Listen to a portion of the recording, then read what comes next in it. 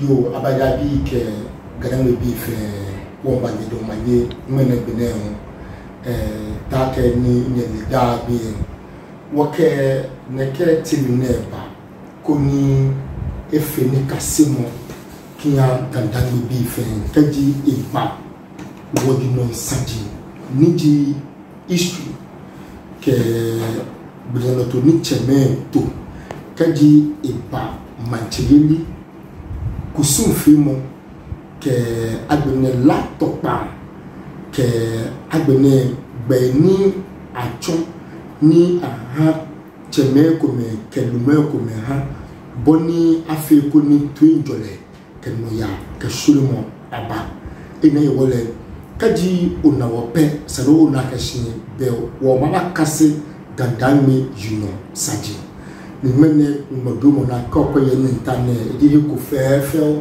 ni mene wake wolumo eko bana sanida moni yo nchwo wo chami ji ansaban ni mene wolumo wake bana sanida omu eyi eche si modumo na mene woni eshe bino inche ncho oba sanida chi chata fa mi mo de mani ajomo ni Abraham fe ke ganda me bi na for ke bi ni afo fe no fa na te oyote o peje mo na ke wa na yo juba won mo oyeche o beshi siwa mi gan ke ta frate o yo amikwali to ni ogbele na pe ege o amanye ke ego wana ke ta frate mo fia mo do kante ya fono ke afite ebo be ta frate sana yolo alo ta frate ake no sha yiwe mo no ni yemi ke no ni be mi afo mana eja ke ta frate esekumi nyafa the majority e ta frate me pi ke amemusu ni ake fite ni bi le be himeno kama ana 2020 alo 30 alo 50 alo 55 ewo amenyo nyu mo ni ta frate shiwa mi ke shi o me ni ekole ke mi ni ke nshini ta ke mo nyu mo ko sani e nko bo ni mo yo alo bo ni mo ji alo bo ni mo tu na ni nyu mo bi mo ke mo te ke le shi mo yo ate alo no ni ma yu ete ta frate e ko en buru shi ye yu mo mi alo ko afi mo gbo mo ta frate shi ba mi ye yu mo mi a chi mo ta aga yu mo shi jo ko ni tanu wa na yu ko ko li yu mo mi o na bo ni ji amale to ni yo gan ise efo mgbe ani bi ni mba ko branta bi ni mba ameke musu efitai no ko na na gempe wa fi ni utasi ni okwe ke okweje mo na le ke iwale ba fo no ke ni efi ojuba ko yo yin o wa yo yin no ni yo wa ke bodo mo mo ni no fe mu mi ke yo wa be ni to share gbogbo be se chike be sheku ko hashi follow yo abada bi be ko bo ni wo che egbele ni tumo yin mene eke amali to e fayega me ko me ka me musunye yo no pa e yo na ke ko ke sabwe ke oko obo yo mene osabe ba babotem si dano babotem ni mani echo emuncho ke elatopa enagbeni ode lutumo sisi tata yo ngbe ni afomina ke wonji ni ololai ni afi aji ansem okay so we be try tayo alo nickname na party particulars ni ta frache nche ni wo mi ho ewo ni ho na ke for mi actually daniel map ni map bochu okay ke je bochu couper dabu ami the boy ma bi daniel map bochu e kokoto we shiami ni ye sakumu toshishi follow me ko to ko wo shiami jawo mi hoye ni yo ne wo le wana na ko ma chole inya akwele ke je kintakita you are enabi tutuntun ebi yo merbo to takiniji ayo amoko merbo to taki le eke am atama egbesi abudabo wi ke amache wi ogbesi abudabo wi imami achola akwele enimi oku eye ami le yo we kunpa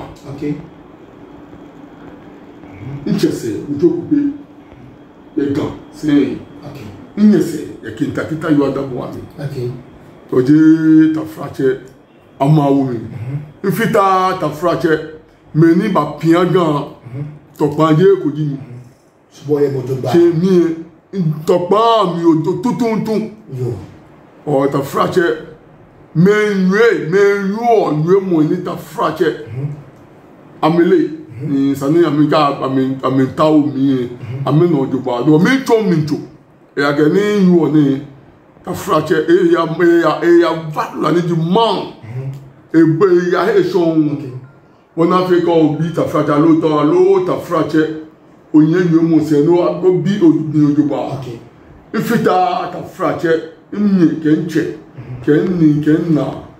kẹ́ńnà nìkan sọ́à kẹ́ńnì ṣuṣu fún ọ̀fà àlejò yóò jìjì àmì jẹ́ mi ní ìbàdàn èkó ṣe pọ́tẹ́ lọ ń gbẹ́ fẹ́ àfihàn Thomas Taiwa Ololai Bochi. She made Thomas a positive Thomas. They doubting Thomas. Taiwa on wise. Meja piaje busum. Ololai bi pawu. Ejo akeji mintile. Kaji bwe pawu mintile. Bochi le shon. Okay. Yo. Ni opeji e mo na leke iwale na kejo dun keje te ochu.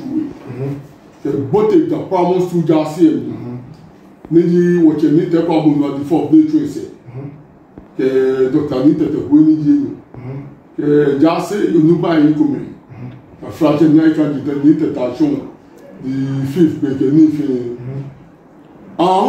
gboburo am family yo tase ake mo ni sanyamia wo le nyamia na me ke nyamia wo ke nyamia di ingbe sembe ni yankose ni ji enyu mo iwale na ko bi mi ni bi administrator ka fracture wo ku egbejanu to wo go no fiano ntu ofin e o peje wale ke mo wale na native wisdom mo ke ke je wale na o enowo mo ayi pan kasa ni je enowo mo no ma pa mu fi mo fa info ni pa ni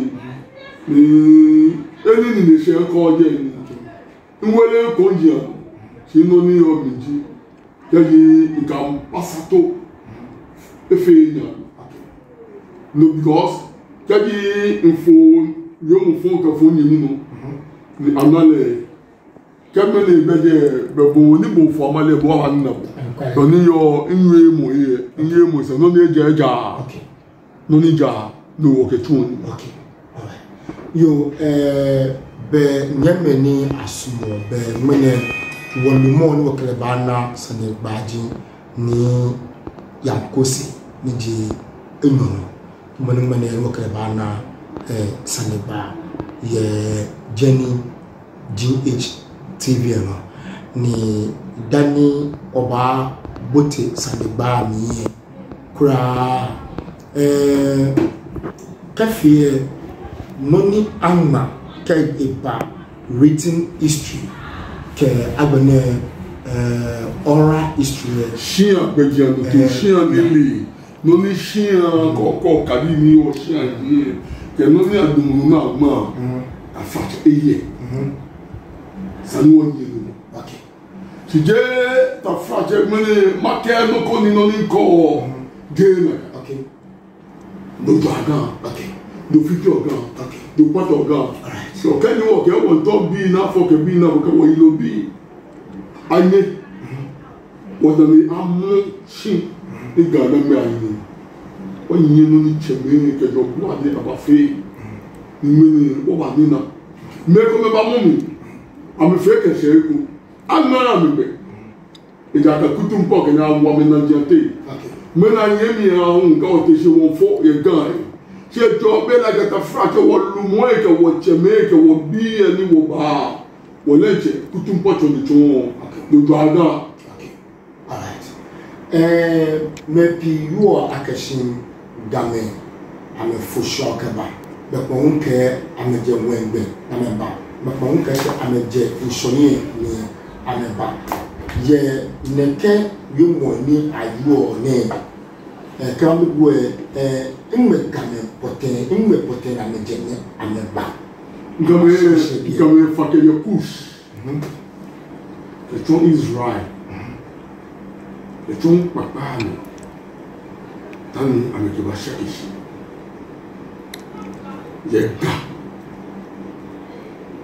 ne ta frache ga ye gbejanu to mi aye sika shona aba shona gbe na pe ki shike ba ya waso ngani wacheme chomo de na mba sika shona wacheme ame si gbeke mo mikame si dumo mojoba mena mo butu abrabi yo obutu ko butu senya imame yo ami central origin bia o fa ni des ma pebo fa wo ye gbe ko ye gan ni na kan gan gbe agbe ama o shimpan ni ye kan benka winiba jan titri abini ojoba na tawo ojoba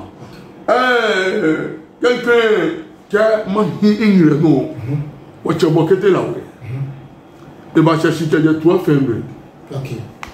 12th century. 12th century, et she 1606, 19th of April.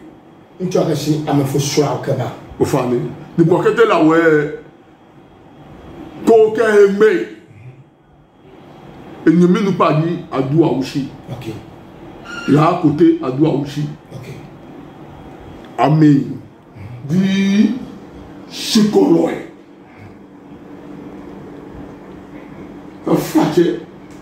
Dans les Portugais, je dis, Portugais, bien bas, ils sont là. Quelqu'un va toucher, quelqu'un. Chama toucher. C'est Central Region. Central Region. Je dis élimine. Ok. Quelqu'un 14, 12 février, quelqu'un peut que je ne pas. Nous avons nous pas ni dit ou sauf pendant panel donné américain portugais ni américain éliminer cancer en 1442 OK qui a école en 1442 OK le bien pas failli le bien ni porter qui avait besoin de porter quand gabichona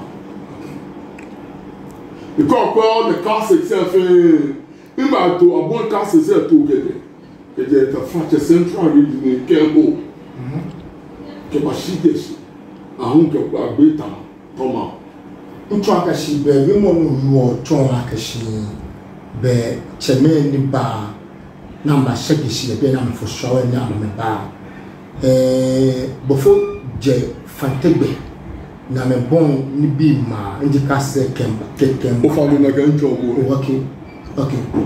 Oh, ta frache, ya ishima mi. Ato shishi kaje ko.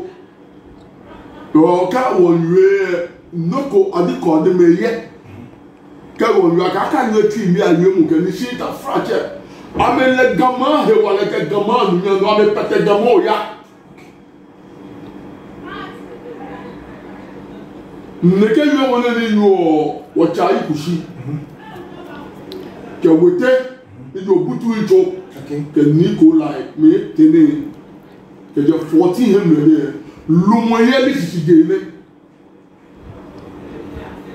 a rien ne que n'a pas 1467 dans le watch ayi kushi e ba dumushi le mo fiamu ba wo ojo gojo ayi kushi bi di ayi te kama okay no you on ofane me wolone ka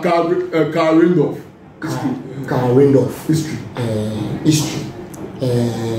mathematician makane loko ye bia ni page 4 koni wokwe ike ibaye ni cheme choke ba could one is Uruba and your car Randolph. We can page 4. Yeah. We now come to the traditional account of the natives of the Gold Coast, which seem to confirm and prove Roman statements conquering the Empire of Benin. The first instance is that the kings of Lagos were formerly appointed from Benin. And the second instance is the following tradition, which is generally and universally believed among our people. The ancestors of the tribes of Accra, late Obutu and Muri, are said to have migrated from the sea. They arrived on the coast and tried after another. Finally, don't can only try akashin be gapukue denche ake fanje Obutu ni fanje Muri na ka ameje ishome ni ameba. Finally, the kemo ne mo yo kemo afrache wache bokete lawe ke so ife yo wa opeji mo wona le ke wale afi ame fin amino wache la kote ado awushi opeji mo wona le ke he wale afi no okay eja ke yo wale no ni woni ya ni le ke me no ni ame mo ga adam ye mi ojoba wache ayikushi ke wete ke Nicola yo ko je mo wona la ke enjo la fi amino okay ka me sui ni amikwale yeli ni amebaye ga adam ye ake ga o cheme ni di hin ye lo afo nshoy ni afo fa dani abakwekishi okay de mene bia ni ka wote se wo yue no ni ina ka mi ka ni je no ni wo che me un ke awulu ni ajedo mo wulu hin eye ni ka me bo fo me po ke o to ke ni ate mo ni ke wo ke to wulu yeah o wo na wulu wo ji ni wo ke wo ji besal ndo ji no ni ji mo okay e ga ke ni ke me enu mo ni di 2 against 3 day two a fe wrong ni wo him no ni me ni di so fo ipana ni wo che bokete la o ke la kuta do okay ni me ni farmer ni me ni du mo man ni akra ma ke di ayikushi le fe ami yin lo okay ni Obutu ko wutu bi pia okay dani Nikolai edumo shini le di tache okay edumo ameni ni farmer bole kachine okay do e ba la ke intermarriage babote tuma bi e ko butu bi ate meji ayikushi enabi owura manpon kan leke adobia ka bi isi okay dani man ko ni o chara kan jemme no won ta no kwe na no ko na ke o mi bra mo e be cho akashi wo yime no ndi numu bokete lawe ke agbene numu la kote adwa wo shi ame sofre jam alubulo me jam dani agbene ayikushi agbene we enye ya akashi manche 3 dani agbene o akashi Obutu bi oba na mama pia si maka no ko yebe no ma no yo no ni the Accra king Ayikushi, perhaps Ayi the Kushites and his son Ayite with their subjects, the tribe of Tumbawe and Abura, had in their company a prince with a few bodyguards who had the commission to rule over the Tesh in the interior. The two princes, that's the Accra and Akim sovereigns, proposed to send out one man each to spy the land. They had to run a race, and he who first discovered land should claim preeminence for each sovereign. The race started, but Accra, perceiving his antagonist as striping him, pretended to have not to have got a thorn run into his foot. He thereupon asked the church to spare him a knife to remove the thorn. But he replied, "Where came a thorn on this rock?" Upon stopping however, to get him the knife, the other fox took hold of his shoulders and jumped over him with these words, "It is I who first saw God." And there and then both became the twin rock known as Akwete, on the rock Tumbu on the beach behind the Basel Mission Factory at Usher Town or Dutch Accra. In that case, the Kenny no one could grab no control. Oh funny. Kaya song. Which was simple. Okay. If only pan. She Tuma me, ana kuchi ekeje. Okay. No kan Tuma me, ana kuchi ekeje. Okay. Ni Akwete ka poete. Gbese manche okanja. Leka me adumo nibiya na ni kuniye liba. No ni chichi ato. Di ha yeli ni sowa dani odada. Aso odada mi no. Okay. Ofalo weto ni. Okay.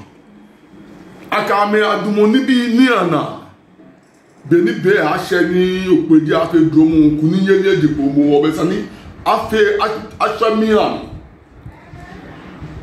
Ashwami amami mie somo efort ko deba. Oh, won ta be neke wiemo ne dino mi ma no an aso. O fa mi no dino ni inyo intubala mi chon bu ojogba ko kwe aban commission oba na neke ni bi ne mu ojogba ole kahani ika jein re no. Milu aikushi ke wete ke Nikolai. Okay. Ni na yo aja tuma mi na senese. Nikolai biye amedi akeneke egbene wu amedi. Nigi ama manche ama biani. Lumo ama biani aite ese o. Je aite bidi ama. Shaite anyemi fioji ama. No, ama le do machine. Okay. 1576, 1578. Le di money biami. Na ke ye Portuguese biami. Okay. No, jameje. Le fossé en Nikolai. No, me di kenkre. Kemba mi. Dan a ite bi. O la mampon kan e ke mampon yo fo. Le ke di ne fama ken bala mi an hu. Ino an ta fra ken na ye ke che. Obotwe. Ma oula ma poka le kenkre emi o kampweje no ye tumate ni only twin of cars na you o we mo ikeni na you ake agaya waso na ba ife le keve ke 15 de mi ta frate ima peta oula ma poka ye gami wireless dan no sa kuse dan na ya waso agaya waso Into akashi cheme bahin shika aba shike ola mapokai le kon ola mapokai ma ke bo menu ke 15th century ke ba 1600 de semo na ke pe abura biye na ke he adode 4 pound and sharing na ke symbol eye anaje we okay ni papo anaje il a moué pas donc baisser et de CPM je pas donc non miage no ajoji akamaje que CP dans l'anglais pas pétami. Okay. Now me ba fi o ni ya kaji no wo ye yo ko na ato Adaudi abi akamaje bi ake ke o poti amini bi na Adaudi a ministry amamekele yo. Okay. No, if five pamoji, I get to marry na sene. They are sene diga. Na sene job. So, I've been in to me here. Ike, me no yo mo ko me. na ka yue mo mo fe le fon asene afe si ka je tuma mi asene e afe si menik dumoshi na fa gan kakano okay after no aburabi ba cheke wo ejake be fia be na akwamu meke wo no akwamu meke wo yo no fia no fe mo fe beni akwamu me ka fracha meke game to aburabi no mi ameba cheko scan journal she a tu journal no tumo ni the slave trade kokwe mon fe mon merchant all one ganshon journal fe ke wo ke adan be tamagbe fe slave trade o question you fe me mba fe merchant me a se ke ni ka me model mo ka me wa mo na me wa ka me sha you no want a frache e ba la ke gan manchester di tumba we abola se ko tumba si aburabi anta marriage ani botemi e aburabi amo me ba wa kama fanga se ojoba no one kan biami e ba la ke tumba yi ke ase loi ici et que le phobie bawo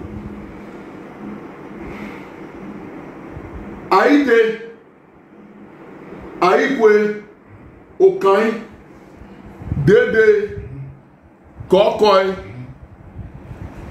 ayele ke ayoko adu le ke ofori ankama hishi na ke fo gamanche aikuba te kuban ne yimi yo ya fe kwakwa muta le fo kanja noji gbese e wala je gase e wo fase di gbese sen ni tata mrekese ni di acheme ni ayache na kembiam na ba waxing na wo ekoje emete ekoje ache kogotu ache mbusumi ka ache mbiko ni di tata mrekese doji ko lewe bi no ye gbaji ano to mi ka iche aito su ewe ni yemo ya mi di bashi o fa ni je na kan abola ni di gbe ni di abola e afe abura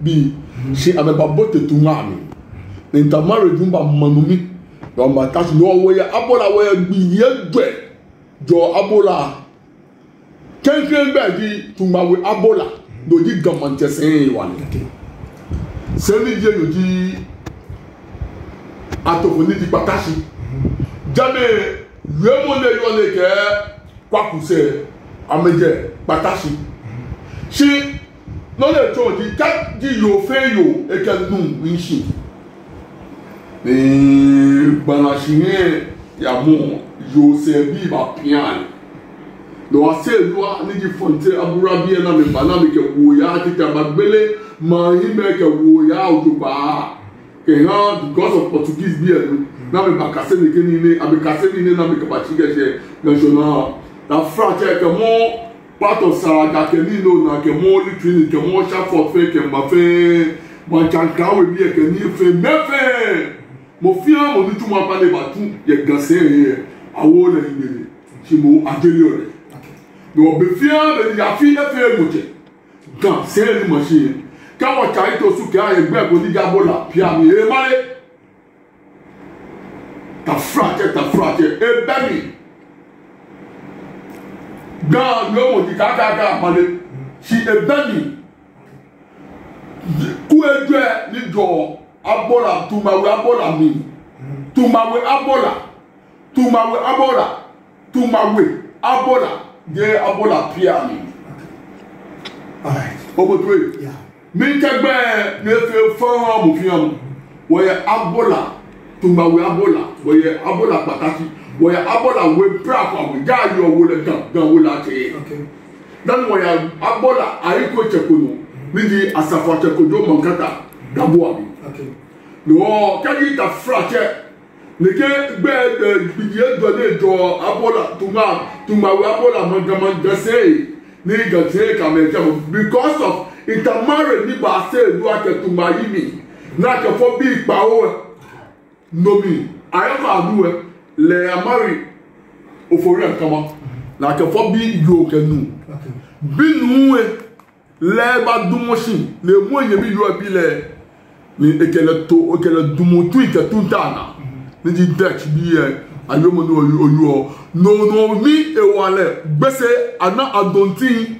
e ja ke sane fanga se no ni yo na be no kancha o kanja ye gamanche enyemi ni di kazi e wo fabi eye gamanche tekuti defects ni enyemi la una me liame shiledi moni hu e abalake shamanshoni e gamancha itumate kuma wo kanja le ba no ebi ni di aya tetarina kwa ledi momo chetom ni ebate ni eke second ni di second say ni di so de eke un dote de ta fita sin obu ale sin do on ke sen yo fe e ana do kaji oche ni aito sunwe ni o fa ni mo le lu le e bemina agbele tuma we tuma abo mibo abola pia